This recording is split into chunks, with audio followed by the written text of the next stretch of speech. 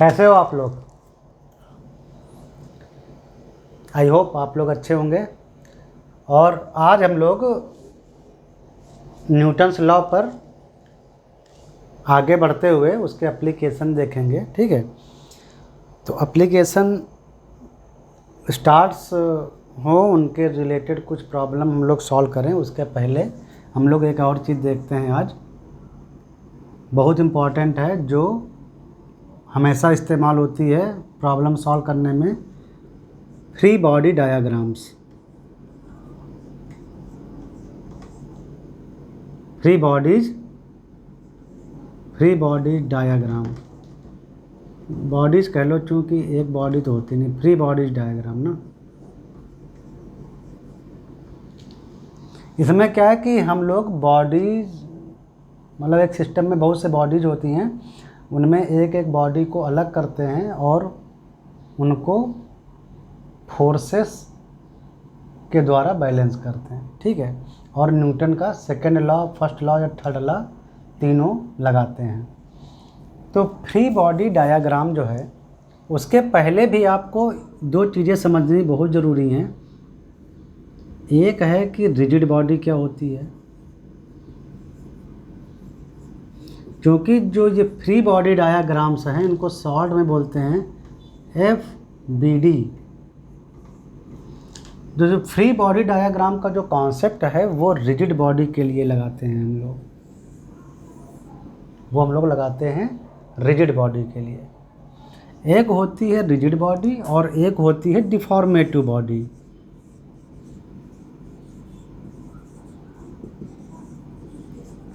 तो ये जो फ्री बॉडी डायग्राम का जो कॉन्सेप्ट है वो रिजिड बॉडी के लिए। रिजिड बॉडी क्या होती है, जैसे सपोज आपको दिख रहा है ना, ये डस्टर है। डस्टर को अगर हम मूव कराते हैं, डस्टर पर अगर हम कोई फोर्स लगाएं और उसको एक्सेलरेट कराएं या मोशन दें, कोई भी एक वेलोसिटी दें, तो डस्टर का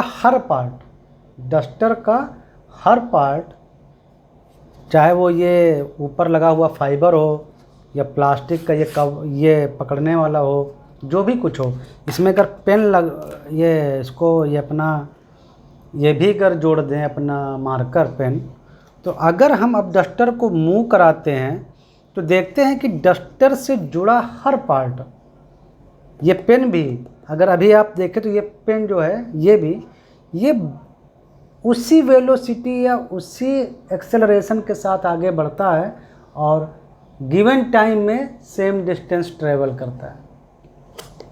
तो ये होती है रिजिड बॉडी। रिजिड बॉडी का मतलब है कि जब हम किसी बॉडी को मूव कराएं तो उसका हर पार्ट सेम वेलोसिटी और सेम एक्सेलरेशन के साथ आगे बढ़े और गिवन पॉइंट से डिस्प्लेसमेंट दे। ये है रिजिड बॉडी। फॉर एग्जाम्पल, जैसे आपकी कोई भी कार ले लो, ऑटो ले लो, कुछ भी ले लो। ये कार है, मान लो ये कार के पहिए हैं। इसमें देखो, इसमें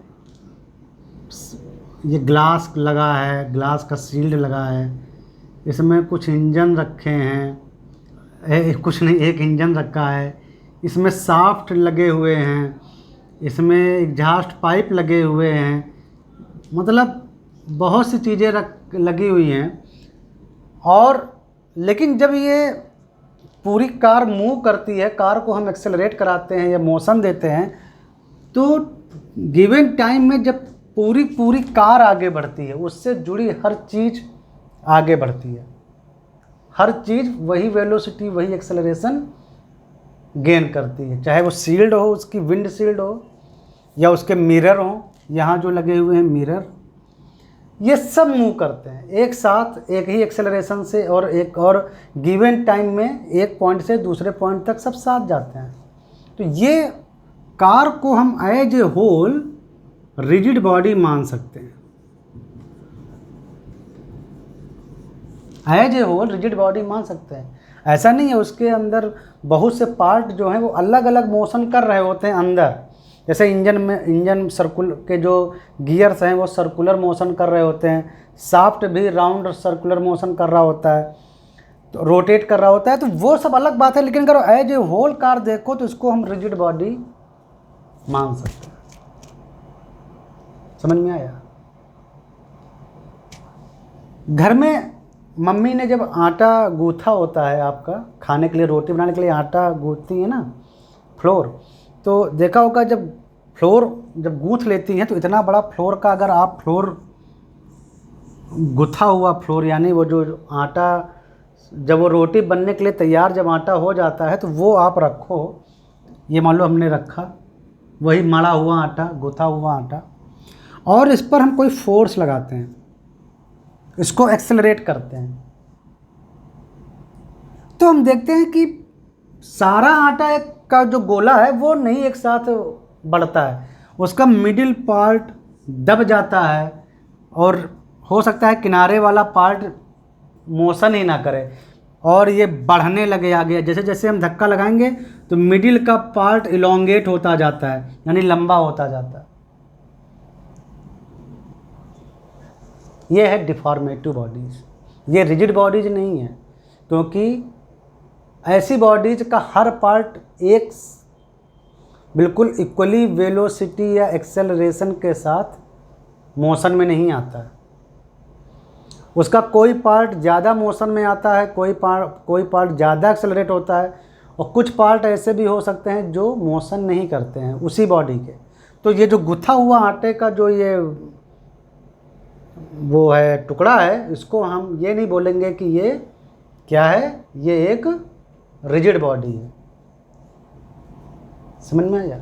जैसे गीली मिट्टी का लोंदा, आप बड़ा सा गीली मिट्टी को, ढेर सारी मिट्टी में पानी डालो, उसको गीला करो, तो जब आप, अब वो गीला हो गया, अब आप उसको जब बना लो पहले एक गुत्था सा, अब आप उसको रखो मिट्टी का वही गीला ढेला, अब उसको आप फोर्स लगाओ, तो जिस पार्ट पर आप फोर्स लगाएंगे पता चलता है वही पार्ट केवल मोशन में आ रहा है, हर पार्ट इक्वली मोशन में नहीं आ रहा है। ऐसा नहीं है कि हम फोर्स लगाते हैं तो सारा वो गीला वो मिट्टी एक साथ बढ़ता है, ऐसा नहीं।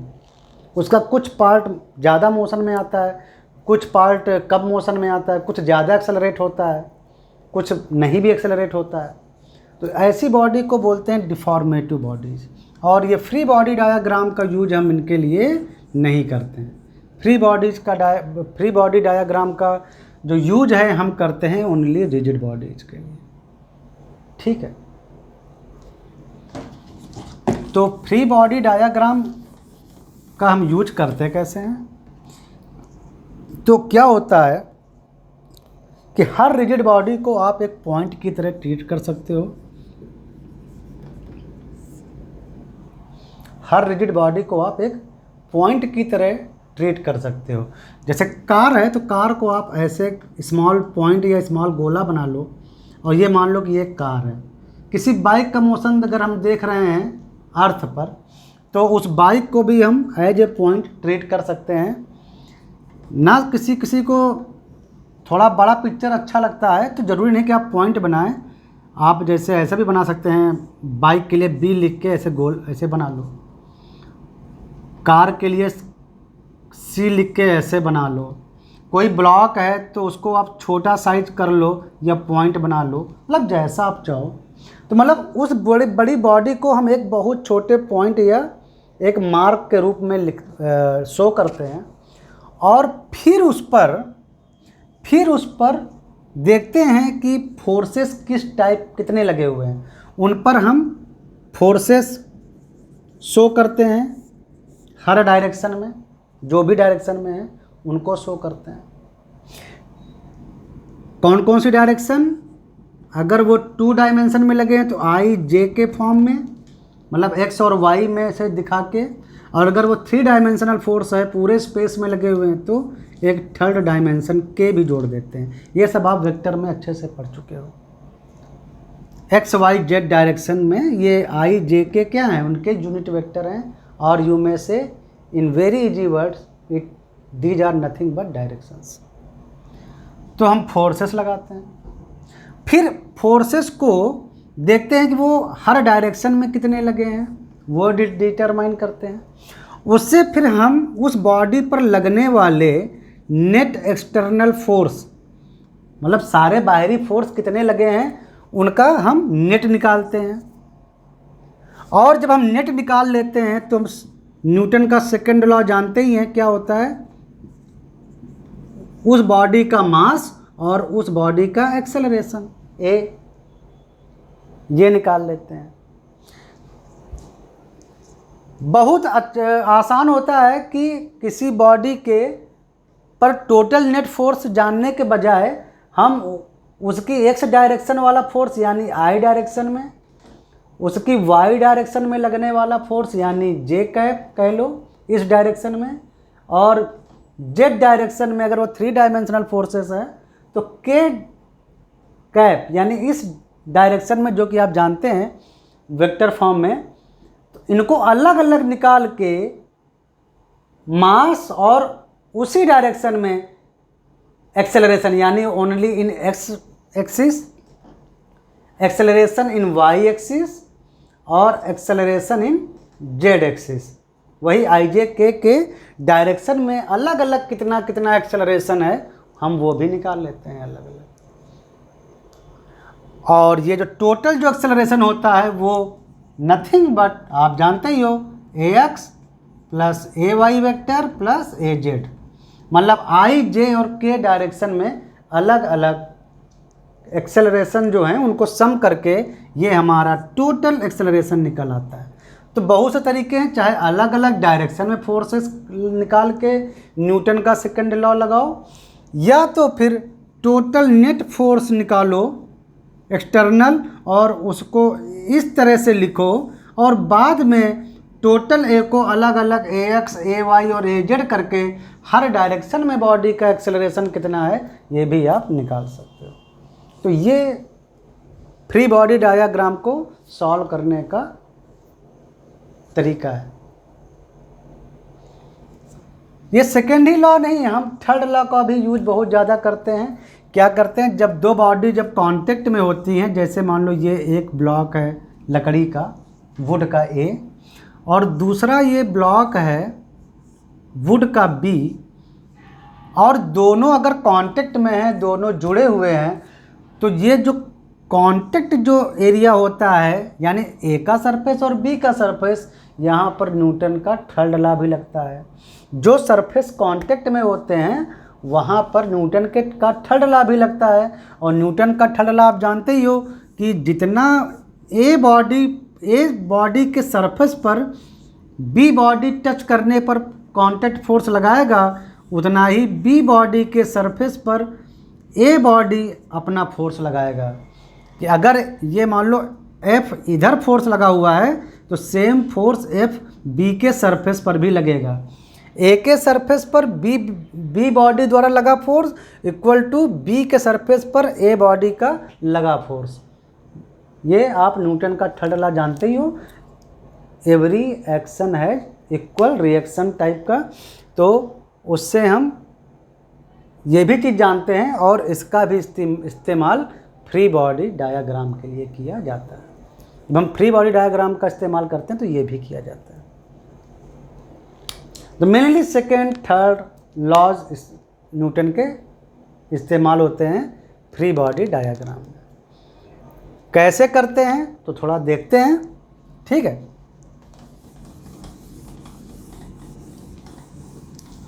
बिल्कुल बेसिक देखते हैं।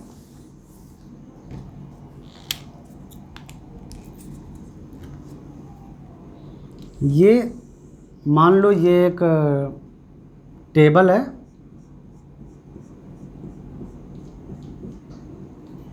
और इस पर ये एक ब्लॉक रखा है, ए लकड़ी का एक ब्लॉक रखा है जिसका मास m है, ठीक है। और इस बॉडी ए पर हम इधर से एक फोर्स लगा रहे हैं। बॉडी का साइज बहुत बड़ा हो सकता है, तो हम कुछ नहीं करेंगे, हम एक ये टेबल है टी और ये ब्लॉक है लकड़ी का, काफ़ी बड़ा हो सकता है ए, इसका मास m है और इस पर हम एक फोर्स लगा रहे हैं। तो ज़रा फ्री बॉडी डायग्राम का इस्तेमाल कैसे करते हैं देखते हैं। कुछ नहीं करना है, इतनी बड़ी बॉडी ना बना के हम क्या करते हैं, ऐसे ही एक पॉइंट बना लेते हैं और उसका नाम दे देते हैं ए। बस हो गया। अब फोर्स कैसे दिखाएंगे? तो देखो ये इतना बड़ा जो ब्लॉक था, ये हम मानते हैं कि अभी सारे एक्सपेरिमेंट या सारी प्रॉब्लम्स हम अर्थ पर सॉल्व कर रहे हैं। तो इस बॉडी को देखो, केवल ए को देखो, केवल ए को देखो। एक जो बॉडी है उसको हम पॉइंट के फॉर्म में से बना लेते हैं। चाहो तो आप ब्लॉक भी बना सकते हो, कोई दिक्कत नहीं है। ऐसा नहीं कि पॉइंट बनाओ, आप चाहो तो खुद का एक ब्लॉक ऐसे ही सेम बना सकते हो, अगर आपकी इच्छा हो, कोई फर्क नहीं पड़ता। इस या पॉइंट बना लो, कोई फर्क नहीं पड़ता, चाहे जो करो। हमको सिर्फ फोर्सेस देखने होते हैं। थोड़ा साइज थोड़ा छोटा कर लेते हैं तो हमको थोड़ी आसानी हो जाती है। और हम अलग अलग फ्री बॉडी का मतलब है कि जितनी बॉडी जो है सिस्टम में, सबको अलग अलग करके या सबको फ्री करके देखो, फ्री करके एनालिसिस करना। जैसे यहाँ हम टेबल और हम ब्लॉक दो ही चीज़ें हैं, तो हम दोनों को अलग अलग एनालिसिस करेंगे। तो पहले ब्लॉक को एनालिसिस करते हैं और फिर टेबल को भी एनालिसिस करते हैं, देखते हैं कि फोर्सेस क्या क्या लग रहे हैं। तो ब्लॉक जो ए है इसका मास m है और ये अर्थ पर है, तो इस ब्लॉक पर एक फोर्स हमेशा काम करेगा। क्या काम करेगा इस ब्लॉक पर? उसका ग्रेविटेशनल फोर्स, जो कि अर्थ उसको खींच रही है। तो ब्लॉक पर एक फोर्स हमेशा काम करेगा, वो है उसका अर्थ की ओर लगने वाला फोर्स, और वो है mg, जो नीचे की ओर काम करेगा, अर्थ की ओर। दूसरा, इस पर ब्लॉक पर ये फोर्स तो लग ही रहा था F, चाहो तो आप पॉइंट फॉर्म में भी दिखा सकते हो, ऐसे, वही बात है। तीसरा फोर्स कौन सा था? देखो ये जो ब्लॉक है ये टेबल को टच कर रहा था, टेबल का सरफेस और ब्लॉक सरफेस कांटेक्ट में, यानी अगर ये दोनों टच कर रहे हैं तो दोनों एक दूसरे पर एक फोर्स लगाते हैं, कांटेक्ट फोर्स, जो कि परपेंडिकुलर होते हैं सरफेस के।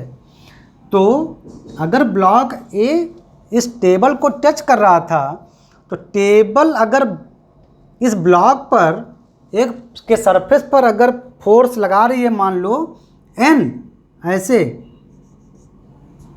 तो ब्लॉक भी सेम फोर्स न्यूटन के थर्ड लॉ के हिसाब से टेबल पर लगाएगा। Contact force are equal in opposite direction. अगर ये इस पर लगा रहा है कोई फोर्स, तो वो इस पर भी लगाएगा। और मान लो अगर वो कॉन्टैक्ट फोर्स n है, तो टेबल पर भी वही n फोर्स लगेगा नीचे की ओर। ओके। और इस टेबल का अगर कोई वेट मास है, मान लो टेबल भी तो रखी है, टेबल का अगर कोई वेट है W, तो इस टेबल पर भी वेट नहीं कह सकते, मास अगर है W, तो अगर टेबल मास को W नहीं बोलते हैं तो थोड़ा कैपिटल M लिख लो, M।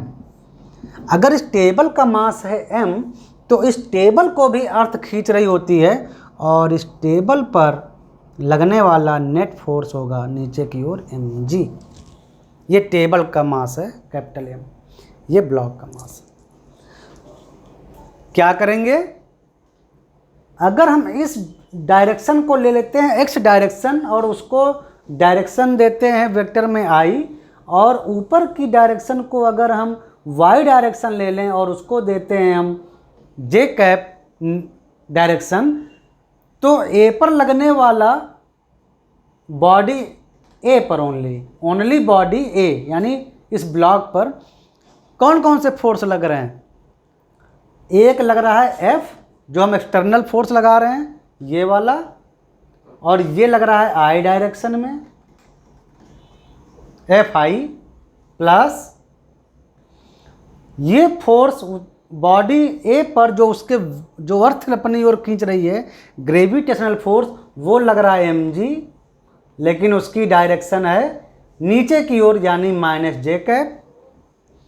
और ये टेबल और जो ये ब्लॉक जो कांटेक्ट में था, उसका जो रिएक्शनल फोर्स है ऊपर वो लग रहा है n, और वो लग रहा है अप साइड यानी पॉजिटिव डायरेक्शन में अप साइड, तो उसको प्लस nj। तो आप देख रहे हैं कि ब्लॉक ए पर कुल net force, net external force block ए पर ये लग रहा है। क्या लग रहा है? Fi प्लस mg माइनस का है वो, तो n माइनस mg इंटू जे है। ये है आपका लगने वाला net force on the block ए। और इसी प्रकार net force on table, net force table T पर, टेबल को हम टी लिख रहे हैं, उस पर कौन कौन सा फोर्स लगा है? तो सारे फोर्स देखो तो n, जो कि ब्लॉक ए, जब ये सरफेस दोनों कांटेक्ट में होते हैं तो जो फोर्स उधर लगेगा वही नीचे लगेगा। तो टेबल पर लगने वाला, ये टेबल का जो फ्री डायाग्राम बना, फ्री बॉडी डायाग्राम अलग अलग ट्रीट किया ना, फ्री करके ट्रीट किया, वही मतलब है कि हर बॉडी को अलग अलग फ्री करके ट्रीट करो। तो टेबल पर लगने वाला जो नेट फोर्स है वो n माइनस जे डायरेक्शन में नीचे की ओर, हमने अपने कन्वीनियंस के लिए जे डायरेक्शन को अप ले लिया है, ठीक है। तो माइनस जे यानी अर्थ की ओर, और प्लस mg यानी टेबल का खुद का वेट, वो भी अर्थ की ओर माइनस जे। तो नेट फोर्स आ गया n प्लस mg और minus J. J is nothing but directions, I and J are nothing but directions. तो अगर कोई पूछे कि इस ब्लॉक का नेट एक्सेलरेशन क्या है, तो ब्लॉक ए के लिए आओ, F नेट और ब्लॉक ए, तो टोटल कितना फोर्स आया बाहरी एक्सटर्नल, ये वाला टोटल फोर्स था हमारा ये, लेकिन ये होता कितना है? तो ब्लॉक एम का मास और ब्लॉक ए का टोटल एक्सेलरेशन, यही फार्मूला होता है ना। तो नेट फोर्स की जगह पे ब्लॉक ए पर लगने वाला टोटल फोर्स यानी Fi plus n minus mg, और ये जे कैप इक्वल टू ma, यानी ब्लॉक ए का, ओनली ब्लॉक ए का एक्सेलरेशन आ गया आपका F बाई एम आई और plus n minus mg by small m और ये j, यानी ब्लॉक ए पर लगन, इस ब्लॉक ए का नेट एक्सेलरेशन आया इतना। तो हमने देखा कि ब्लॉक ए के दो एक्सेलरेशन हमको मिले अलग अलग, एक आई यानी इस डायरेक्शन में, आई डायरेक्शन में, या इसको कह सकते हो AX, मतलब आई डायरेक्शन में। तो जब ऐसे लगाओगे तो आई लगा दो, और ये पार्ट हो गया आपका AY, और ये J डायरेक्शन में, यानी ब्लॉक ए ओनली, इस ब्लॉक ए का, केवल ब्लॉक ए का जो एक्सेलरेशन नेट आया वो इतना आया, उसमें से कुछ पार्ट आई यानी एक्स डायरेक्शन की ओर एक्सेलरेट हो रहा है, और कुछ एक्सेलरेशन ये जे डायरेक्शन, यानी जब इसकी वैल्यू रखेंगे तो ये निगेटिव आएगा या पॉजिटिव आएगा, इस पर डिपेंड करेगा। जब आप सॉल्व करेंगे तो हो सकता है कि ये वैल्यू निगेटिव है, तो निगेटिव है तो मतलब ए का एक्सेलरेशन कुछ नीचे की ओर है, अगर पॉजिटिव है तो इसका एक्सेलरेशन कुछ ऊपर की ओर है। वो डिपेंड करेगा कि ये कांटेक्ट यानी रिएक्शन फोर्स कितने हैं। तो इस तरह से हम अलग अलग एक्सेलरेशन निकालते हैं। सिमिलरली टेबल पर नेट फोर्स, टेबल पर नेट फोर्स था ये, तो अगर इसको टेबल के मास यानी कैपिटल एम से डिवाइड कर दें तो टेबल का भी नेट एक्सेलरेशन हमको पता चल जाएगा। अब वो मूव कर रही है नहीं कर रही है, उससे आगे भी डिसाइड होगा कि उसका एक्सेलरेशन कैसा है। लेकिन अलग अलग बॉडी को सॉल्व करने का यही बेसिक तरीका है।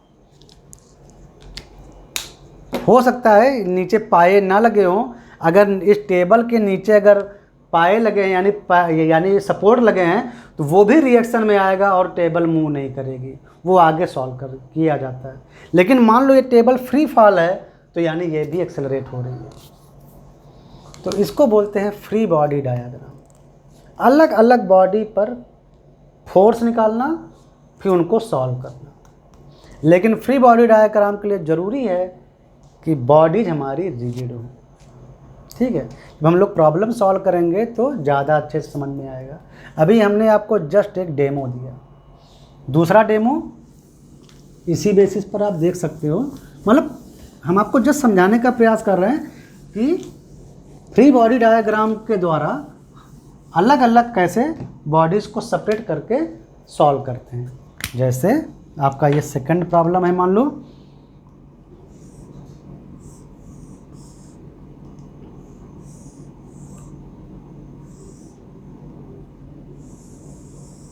आपकी हम टेबल को सॉल्व नहीं करेंगे। टेबल को हम मान लेते हैं टेबल में सपोर्ट है और टेबल अर्थ पर टिकी है, तो इक्वल वेट टेबल के पाए द्वारा उसको सपोर्ट कर रहा है, तो उसमें कोई मोशन नहीं है। ये टेबल है टी, ये ब्लॉक ए है और ये ब्लॉक बी है। ठीक है, और इस पर हम फोर्स ए पर लगा रहे हैं कैपिटल एफ, बाहरी फोर्स, एक्सटर्नल फोर्स हम बाहर से लगा रहे हैं इस पर कैपिटल एफ। अब हमको देखना, हमसे पूछा गया है कि बताओ कि एक्सेलरेशन क्या होगा बॉडीज का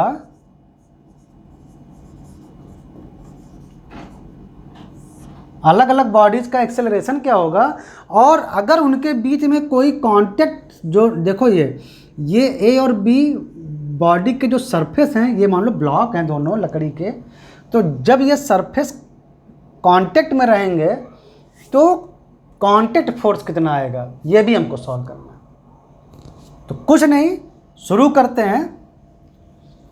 ये सरफेस पर नॉर्मल या कांटेक्ट फोर्स कितने होंगे, वो कितना होगा वो हमको निकालना है।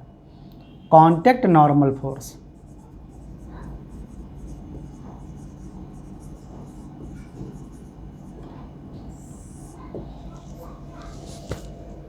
तो देखते हैं। देखो जब हम इस पर ए पर फोर्स लगाएंगे ना, तो ए बी को दबाएगा और साथ में मूव कराएगा। इसका मतलब है कि मोशन एक जैसा होगा, जितना ये खिसकेगा उतना बी खिसकेगा। अगर खिसकेगा तो अगर हम फोर्स लगा के ए को मूव कराएंगे और वो डिस्प्लेस जितना होगा उतना ही आगे बी भी होगा, यानी कि दोनों की वेलोसिटी या दोनों का एक्सेलरेशन सेम होगा। और अगर ये नहीं मूव करता है तो ये भी नहीं करेगा, तो इसका मतलब है कि दोनों का एक्सेलरेशन जो है वो कॉमन रहेगा। तो क्या करेंगे, अब ये दोनों कांटेक्ट, जब ये दोनों सरफेस ए और बी के कांटेक्ट में रहेंगे, तो ए और बी जब सेम एक्सेलरेशन या सेम वेलोसिटी से जब मूव करेगा, तो इसका मतलब है कि ए और बी दोनों को मिला के हम रिजिड बॉडी मान सकते हैं। रिजिड बॉडी का वही कॉन्सेप्ट ही था कि एक साथ या इक्वल एक्सेलरेशन होना चाहिए, इक्वल मूवमेंट होना चाहिए, इक्वल वेलोसिटी होना चाहिए, तो वो सब इसमें मैच कर रहा है।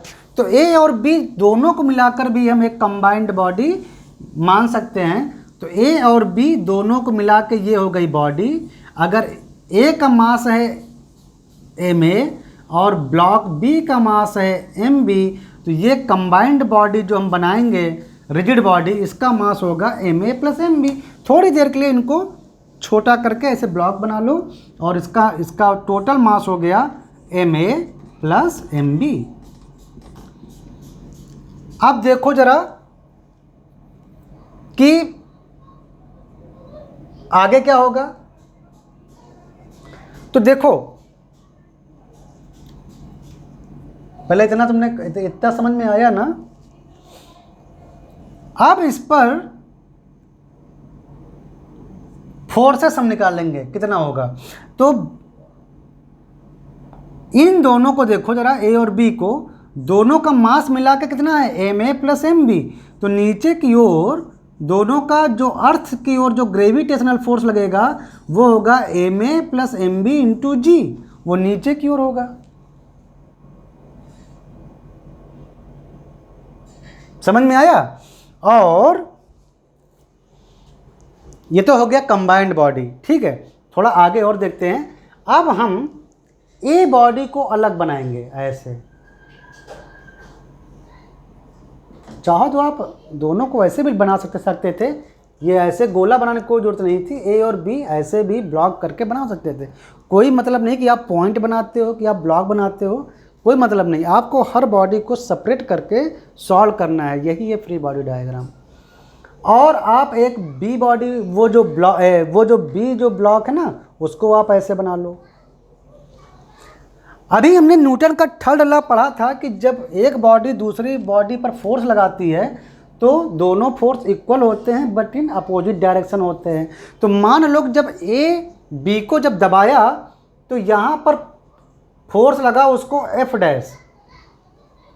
जब ए पर हमने फोर्स लगाया एफ, और मान लो ये ए जब आगे की ओर बढ़ा और उसने बी को टच किया तो कांटेक्ट फोर्स मान लो आया एफ डैश। तो सेम फोर्स बी ए पे लगाएगी, यानी ये ए पर भी लगेगा एफ डैश। ए पर तो फोर्स ये लगी रहा था एफ, तो ए पर टोटल फोर्स कितना लगा ए एफ और इधर से एफ डैश, जबकि बी पर कितना फोर्स लगा एफ डैश ओनली। बी पर केवल कांटेक्ट फोर्स काम कर रहा है और बी पर वेट भी काम कर रहा है, जो अर्थ खींच रहा है वो है mb/g नीचे की ओर, और ए पर काम कर रहा है वो है ma/g, वो भी आप जानेंगे। हमने अलग अलग ए और बी के डायग्राम बनाने शुरू किए हैं।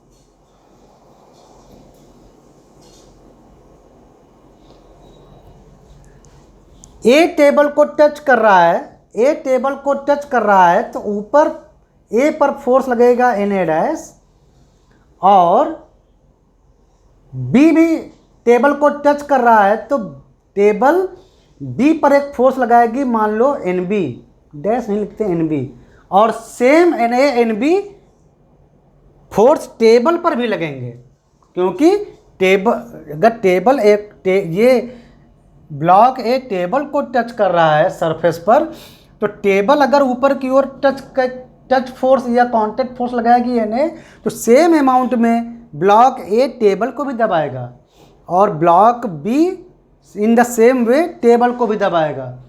तो अगर टेबल ब्लॉक ए पर फोर्स लगाता है ऊपर की ओर na और ब्लॉक बी पर लगाता है nb ऊपर की ओर, तो ये दोनों टेबल पर भी, ये अगर टेबल है तो ये दोनों ब्लॉक टेबल पर भी na और nb फोर्स लगाएंगे। वही न्यूटन का थर्ड लॉ कि कांटेक्ट फोर्स अगर हैं तो वो equal but in opposite direction होते हैं।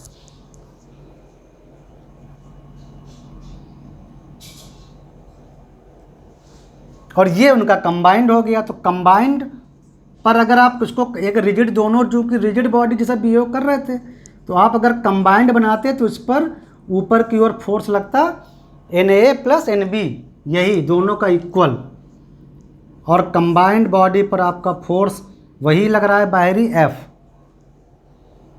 तो देखो ये कंबाइंड का फ्री बॉडी डायग्राम है, और ये केवल इतना जो पार्ट है वो ए ब्लॉक का फ्री डायग्राम है, और इतना पार्ट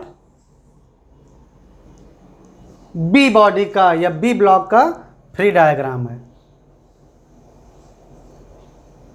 अब लगता है इस एग्जांपल से आप लोगों को एकदम समझ में आ रहा है कि कैसे एक एक बॉडी को अलग करके उस पर फोर्स लगाओ, या अगर सब बॉडी रिजिडली कॉन्टेक्टेड हैं, रिजिडली कनेक्टेड हैं, तो सभी को मिलाकर भी आप एक कंबाइंड बॉडी बना सकते हो और उसका फ्री डायग्राम निकाल सकते हो। रिजिडिटी बहुत ज़रूरी कॉन्सेप्ट है। रिजिड अगर हैं आपस में, रिजिडली कनेक्टेड हैं, तो दोनों को मिलाकर भी आप एक बॉडी बना सकते हो। तो पहले ये सॉल्व करते हैं। तो इस डायरेक्शन को हम ले लेंगे, टेबल की इस डायरेक्शन को ले लेंगे हम आई कैप, और अपवर्ड डायरेक्शन को ले लेंगे हम जे कैप, यानी इधर x डायरेक्शन इधर y डायरेक्शन, तो अर्थ की ओर की डायरेक्शन होगी -j। ठीक है, तो ज़रा कंबाइंड बॉडी को देखो, कंबाइंड जब दोनों को जब मिला दिया तो इधर नेट फोर्स कितना लगा i डायरेक्शन में, केवल अब हम i डायरेक्शन में देखेंगे, इस डायरेक्शन में नेट फोर्स कितना लगा, ये Fi। और कोई नेट फोर्स है i डायरेक्शन में? नहीं है, क्योंकि कंबाइंड में केवल यही एक फोर्स लग रहा है। Na Nb ऊपर की ओर लग रहे हैं, जो ये सरफेस जो लगा रहा है उनका प्लस, और उन दोनों का वेट तो नीचे की ओर लगा रहा है। तो i डायरेक्शन में केवल फोर्स लग रहा है Fi, और अगर इस टोटल कंबाइंड का अगर एक्सेलरेशन a है तो टोटल मास तो आपका ma प्लस mb है, और ये a यानी आपका जो एक्सेलरेशन आया, मतलब i डायरेक्शन में हम ले रहे हैं केवल, तो जो आपका जो एक्सेलरेशन आया किस डायरेक्शन में, i डायरेक्शन में, उसको x लिख दो, वो आया आपका F/ma प्लस mb। मतलब i और j को अलग अलग करके सॉल्व करोगे तो बहुत आसानी से सॉल्व हो जाते हैं। यानी कि कंबाइंड बॉडी का x डायरेक्शन में, यानी i कैप डायरेक्शन में कह सकते हो, जो एक्सेलरेशन होगा कंबाइंड वो होगा F/ma प्लस mb। ये दोनों कंबाइंड बॉडीज इस एक्सेलरेशन के साथ ऐसे बढ़ेंगी। इस डायरेक्शन में कोई मोशन नहीं हो रहा है, तो इसका मतलब है अगर आप y डायरेक्शन को सॉल्व करना चाहो कंबाइंड का, तो ये z डायरेक्शन में फोर्स नेट कितना है, Na प्लस Nb ऊपर की ओर, जो कि टेबल रिएक्शन दे रही है, Na plus Nb j cap, और कंबाइंड वेट जो है वो नीचे की ओर Ma प्लस Mb, और ये G यानी ग्रेविटेशनल एक्सेलरेशन, ये है दोनों बॉडी का कंबाइंड वेट, जो कि -j कैप नीचे की ओर काम कर रहा है। तो ये हुआ नेट फोर्स। तो नेट फोर्स क्या होता है, net force equal to mass into acceleration. तो मास ma प्लस mb, और एक्सेलरेशन कितना है, मान लो अपर की ओर है i, और ये j कैप जब आप लगाएंगे वो अब डायरेक्शन में, तो आप देख रहे हैं कि यहाँ कोई मोशन नहीं हो रहा है, दोनों ऊपर की ओर मोशन नहीं कर रहे हैं। तो ए वाई की जगह पे आप 0 रखेंगे, तो यानी कोई एक्सेलरेशन था ही नहीं। तो N A plus N B आपका आ गया M A plus M B और इंटू जी, यानी टोटल जो टेबल जो नेट रिएक्शन लगाएगी अपर की ओर वो दोनों के वेट के बराबर है। तो यहाँ से हमको ये भी समझ में आया कि अगर कोई अगर बॉडी किसी टेबल पर ही ऐसे रखी होती है या किसी सरफेस पर रखी है, और अगर ये बॉडी ऊपर या नीचे मूव नहीं कर रही होती है, तो जो ये बॉडी नीचे का जो सरफेस है, जो ये बॉडी पर सपोर्ट या नॉर्मल रिएक्शन लगाएगा, उसकी वैल्यू उसके वेट के बराबर ही होती है। ये थंब रूल की तरह हम लोग इस्तेमाल करेंगे हर जगह, ठीक है। n equal to M G करके, अगर बॉडी ऊपर नीचे मूव नहीं कर रही है, जस्ट रखी है किसी सरफेस पर, तो उस बॉडी का जो वेट नीचे काम कर रहा होता है, जनरली वही नीचे की ओर से रिएक्शन होती है।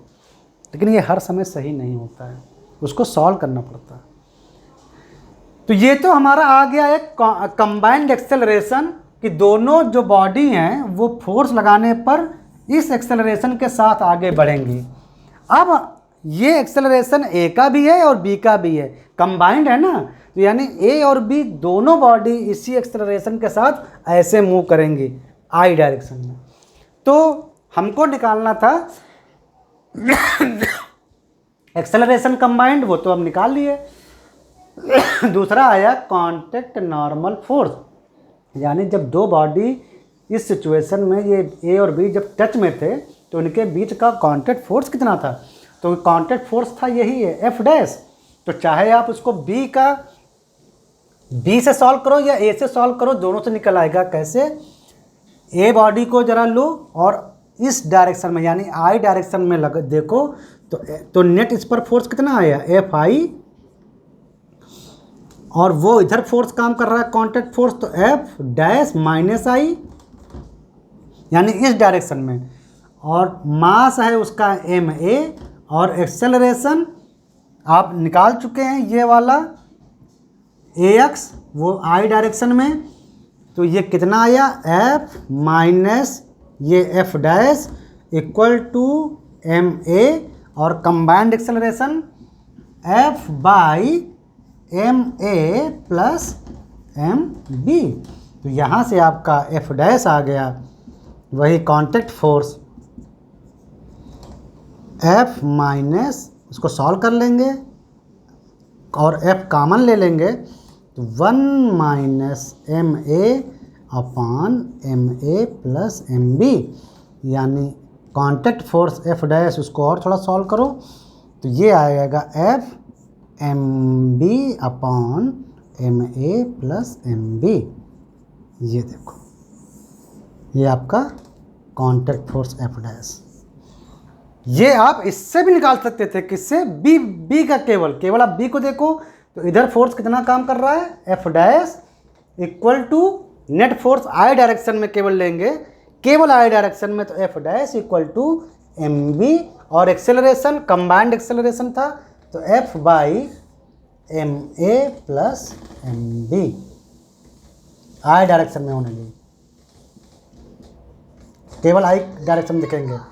देखो वही खुआया, आई हटा दो, सेम डायरेक्शन है, तो F dash equal to M B by M A plus M B into F dash equal to वही बात आई दोनों।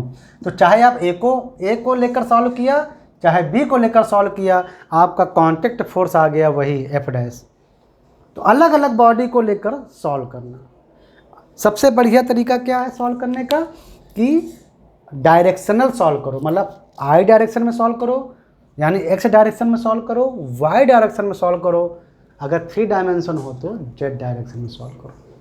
अलग अलग डायरेक्शन में F equal to M A लगाओ, वही न्यूटन का second law, F equal to M A. F क्या है, net external force in X direction और net external force in Y direction, ऐसे करके। तो net force in X direction equal to mass और net acceleration in X direction, और similarly net force in Y direction, पहले net force निकाल लो, उसके बाद mass into acceleration in Y direction, ऐसे करके। तो ये है आपका फ्री बॉडी डायग्राम कैसे सॉल्व करते हैं। आई होप आपको बहुत अच्छे से समझ में आ गया होगा। ठीक है, अब हम अभी हम लोग प्रॉब्लम सॉल्व करेंगे बाद में, तो अभी हम एक और टॉपिक पर चलते हैं। ठीक है,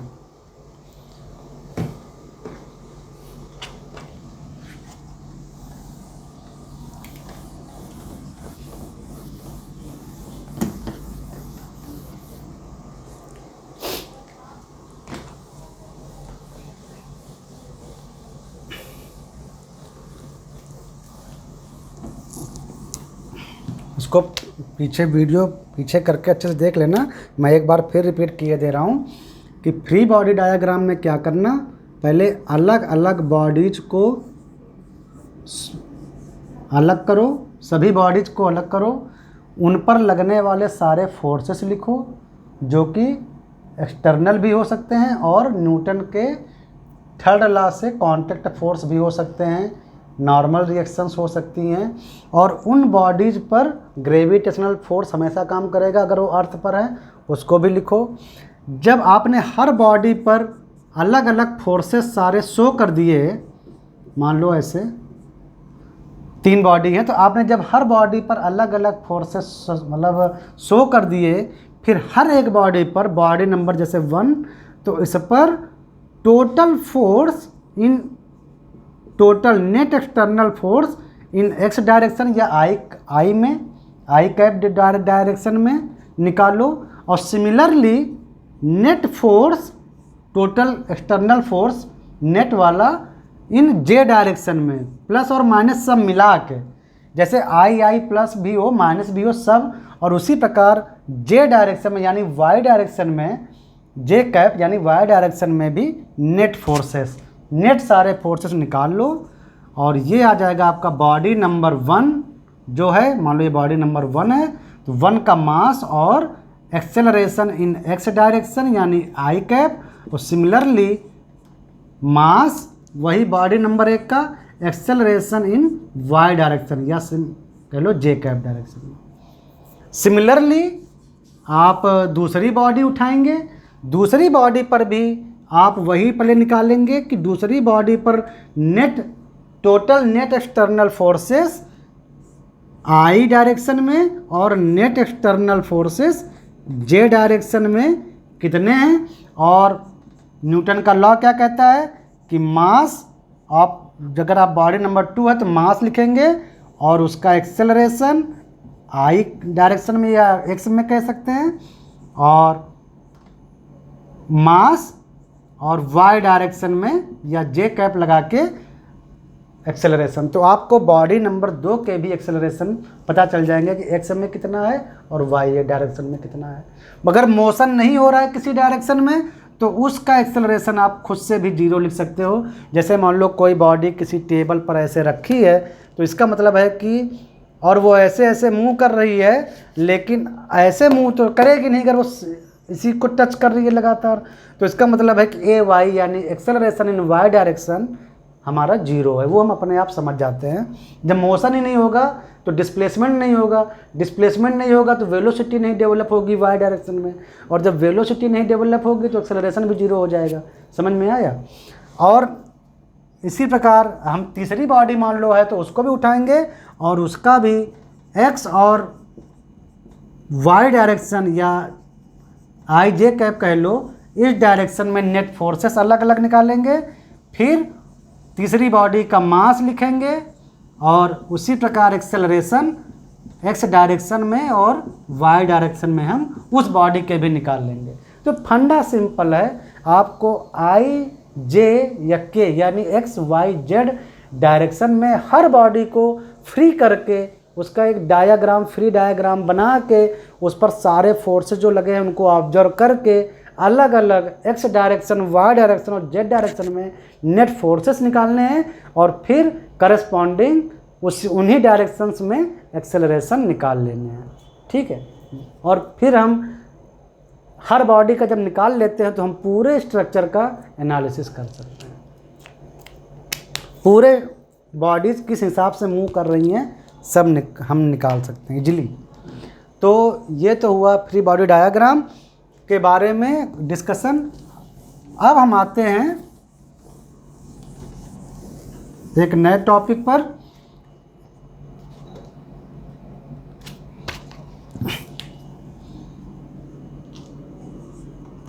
स्ट्रिंग केसेस।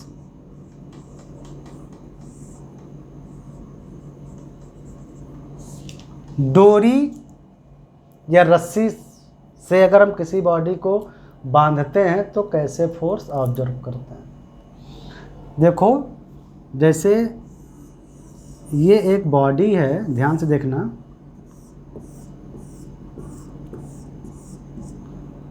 और हमने इसको एक डोरी से बांध दिया। ये हमारी डोरी है या स्ट्रिंग कह लो। ठीक है। ये बॉडी हमारी एक टेबल पर ऐसे रखी हुई थी और हमने इसको एक डोरी से कनेक्ट किया, बांधा, और हम इसको खींचने लगे। हमने इसको एक खींचना शुरू किया ताकि ये ब्लॉक हमारा, ये बॉडी हमारी ऐसे मूव करे। ठीक है। तो यहाँ पर पहले तो हम दो कॉन्सेप्ट लगाते हैं जो कि हम एज्यूम कर लेते हैं। दो कॉन्सेप्ट हैं जिनको एज्यूम कर लिया गया है कि जो हमारी जो डोरी है यानी जो स्ट्रिंग है जिससे हम इसको बांध के खींच रहे हैं वो मासलेस है। पहला कॉन्सेप्ट हम लोग ये यूज करते हैं ताकि इसका भी एक्सेलरेशन या इस पर लगने वाला फोर्स हमें काउंट ना करना पड़े और प्रॉब्लम को सॉल्व करना थोड़ा आसान हो जाए। हम अपनी आसानी के लिए इसको मानते हैं मासलेस, जबकि दुनिया में कोई भी स्ट्रिंग या कोई भी रस्सी या डोरी मासलेस तो होती नहीं है। अरे वो रुई की भी बनी है या कॉटन की बनी है, नायलॉन की बनी, किसी की भी बनी हो, उसमें मैटर है तो उसमें मास होगा। समझ में आया। तो मासलेस नहीं है, लेकिन हम ऐसा इसलिए अपनी मानते हैं ताकि हमको थोड़ी सुविधा हो जाए, हमको ज़्यादा कैलकुलेशन ना करना पड़े। और उसका रीज़न ये है मेनली कि जिस बॉडी से हम डोरी को बांध कर खींचना शुरू करते हैं तो उस बॉडी का हम मान लेते हैं कि वेट इतना ज़्यादा है कि उस बॉडी के कंपैरिजन में ये डोरी यानी ये रस्सी या स्ट्रिंग का वेट कुछ नहीं है, उसका मास कुछ नहीं है, ऐसा हम मान लेते हैं। तो पहला तो मान लेते हैं कि हमारी जो डोरी है वो मासलेस है, और दूसरी कंडीशन हम अप्लाई करते हैं कि वो अनस्ट्रेचेबल है, यानी वो डोरी को अगर आप खींचेंगे तो वो लंबाई में बढ़ेगी नहीं। लेकिन ऐसा भी कभी नहीं होता है, दुनिया का कोई भी मटेरियल अनस्ट्रेचेबल तो नहीं होगा, कुछ ना कुछ उसके एटॉमिक डिस्प्लेसमेंट तो होते ही हैं। लेकिन हम अपने कैलकुलेशन को इजी करने के लिए माइक्रोस्कोपिक लेवल पर ये मान लेते हैं कि वो जो स्ट्रिंग है, कॉर्ड कह लो या डोरी कह लो या रस्सी कह लो, वो अनस्ट्रेचेबल भी है, यानी वो खींचोगे तो वो बढ़ेगी नहीं। ये दो कंडीशन जनरली हम लोग अप्लाई करते हैं या मान लेते हैं पहले से ही। तो इसी के बेसिस पर जब हम ऑब्जर्व करते हैं तो ये पता चलता है कि अगर किसी डोरी को हम खींचते हैं तो उस डोरी में एक फोर्स क्रिएट होता है जिसको बोलते हैं टेंशन फोर्स। टेंशन फोर्स, और उसको T से रिप्रेजेंट करते हैं। और ये जो टेंशन फोर्स होता है वो डोरी में बॉडी के अपोजिट डायरेक्शन में क्रिएट होता है, जैसे ऐसे T। अगर इस डोरी को पकड़ के हम फोर्स खींचे हैं तो ये टेंशन फोर्स इस डायरेक्शन में क्रिएट होता है, बॉडी के कनेक्शन से दूर। और इसी टेंशन फोर्स T के चलते ये बॉडी पर ऐसे फोर्स लगेगा तो ये बॉडी मूव कर सकती है, ठीक है। सिमिलरली अगर हम, ये एक पुली है, चरखी कह लो,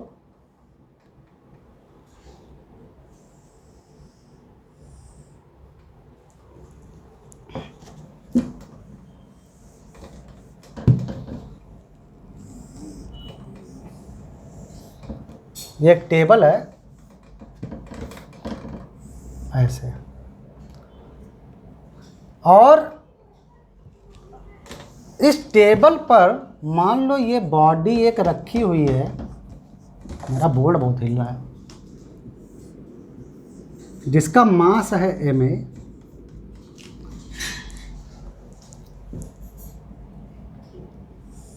और इसको हम एक डोरी से ऐसे हम बांध दिए हैं,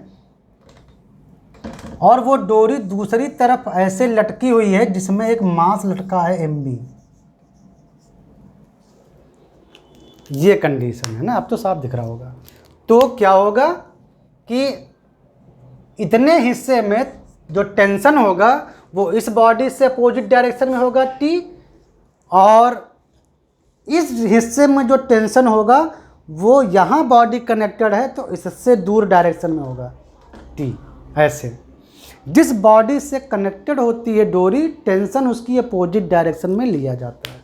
तो इस बॉडी से कनेक्टेड इतना पार्ट है तो इसमें T इधर, और इस बॉडी में कनेक्टेड इतना पार्ट है तो इस डोरी के इस हिस्से में T इधर टेंशन।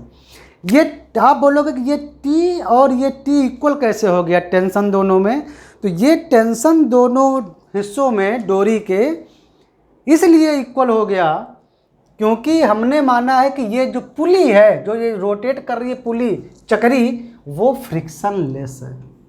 ये भी दुनिया में कभी नहीं होता है कि फ्रिक्शन लेस पुली बनी हो, लेकिन अपनी प्रॉब्लम्स को लगभग सॉल्व करने के लिए और थोड़ा मटेरियल पुली का ऐसा बनाया जाता है कि मतलब मेटल इतनी अच्छी हो कि उसमें फ्रिक्शन बहुत ही कम हो, ऐसे तब मान लेते हैं कि ये टेंशन और ये टेंशन दोनों और इक्वल है। अदरवाइज अगर पुली में अगर फ्रिक्शन है, यानी अगर पुली का सरफेस जहाँ से ये डोरी कनेक्ट होकर जा रही है अगर वो रफ है तो ये दोनों अलग अलग होंगे, यानी T होगा तो उधर T डैश होगा। लेकिन अगर हम मानते हैं कि पुली से फ्रिक्शन, पुली हमारी फ्रिक्शन लेस है, तो यकीन मानो दोनों की ओर हम लगभग टेंशन इक्वल ले सकते हैं, क्योंकि अगर फ्रिक्शन बहुत कम है तो T और T दोनों इक्वल टेंशन लेने में कोई बुराई नहीं है। हालांकि ज़िंदगी में ऐसा कभी होता नहीं है, आपको याद दिला रही हूँ, दवाई देनी है। ठीक है, तो स्ट्रिंग का ये कॉन्सेप्ट आप याद रखिए कि हमेशा कि जिस बॉडी से स्ट्रिंग जोड़ी जाती है, टेंशन उस बॉडी से अपोजिट डायरेक्शन में क्रिएट होता है। ये tension is nothing but is a force. यही फोर्स अगर उस डायरेक्शन में लगेगा तभी ये इस बॉडी को उधर खींच पाएगा। इसीलिए टेंशन की डायरेक्शन बॉडी से दूर बनाते हैं, क्योंकि जब आप डोरी को तनाव में लाएंगे, खींचेंगे, तो फोर्स उधर ही लगना चाहिए। ठीक है, ये कोई कॉन्सेप्ट नहीं है, जनरल ऑब्जर्वेशन है। फिर आपको मतलब याद रखना है कि टेंशन जो है वो बॉडी के कनेक्शन के दूर साइड में होता है, और उस डायरेक्शन में जब टेंशन यानी ये फोर्स जनरेट होगा तभी ये मास को उधर खींचेगा। और उस डायरेक्शन में लेते हैं कि अगर कोई टेंशन है या कोई तो इस बॉडी को वो ग्रेविटेशनल फोर्स के अगेंस्ट में रोक सके। तो हमेशा बॉडी के अपोजिट डायरेक्शन में टेंशन लेते हैं डोरी में। ठीक है, और ये मानते हैं कि डोरी जो है या स्ट्रिंग जो है वो मासलेस है और अनस्ट्रेचेबल है। और अगर कोई पुली उली भी बीच में आती है तो वहाँ ये मानते हैं कि पुली फ्रिक्शनलेस है। पुली मासलेस तो नहीं होती हैं, ये तो बात आप जानते हो। कोई भी चक्री काफ़ी वजन होती है, लोहे वाली तो बहुत किलो की होती हैं। ठीक है, तो मासलेस तो नहीं ले सकते हैं पुली को, लेकिन पुली को फ्रिक्शनलेस लेने में हमारा फ़ायदा होता है। क्या फ़ायदा होता है कि टेंशन हम इक्वल ले सकते हैं। अगर टी इस पार्ट में है तो टी उस पार्ट में है। चलो, इतना कॉन्सेप्ट आपको आज समझा दिया है। अब हम रियल में प्रॉब्लम सॉल्व करेंगे। ठीक है, कुछ प्रॉब्लम सॉल्व करेंगे और उससे हमारा जो अभी तक जो पढ़ा हुआ जो मटेरियल है वो और क्लियर हो जाएगा। ठीक है, चलो मिलते हैं नेक्स्ट एपिसोड में। तब तक के लिए हैप्पी रहिए और पढ़ाई कीजिए थोड़ा बहुत। ठीक है।